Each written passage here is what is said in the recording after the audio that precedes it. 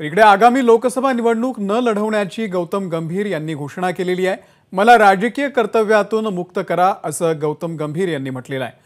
भाजपचे खासदार गौतम गंभीर यांनी ट्विट करत जेपी नड्डा यांच्याकडे ही मागणी केलेली आहे। राजकीय कर्तव्यातून मुक्त केल्यानंतर क्रिकेटवरती लक्ष केंद्रित करेन असंही गौतम गंभीर यांनी म्हटलेलं आहे।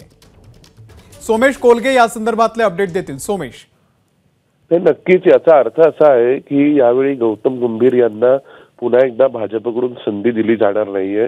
दिल्लीमध्ये खूप मोठ्या प्रमाणावर जवळपास 7च्या 7 खासदारांनाही बदललं जाईल का आणि नवे चेहरे आणले जातील का अशी चर्चा आहे। त्यामुळे गौतम गंभीर यांनी ते ओळखून कदाचित त्यांना याबाबतची कल्पना असावी म्हणून त्यांनी स्वतःहून निवृत्ती जाहीर केली आहे।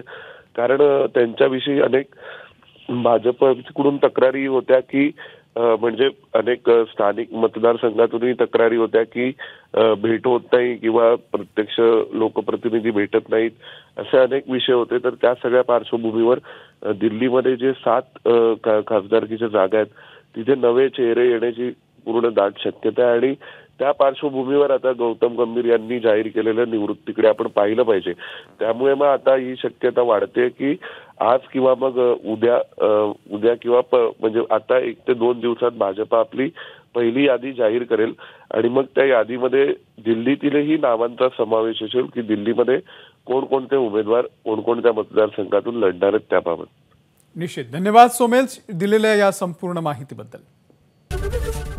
एबीपी माझा, उघडा डोळे बघा नीट।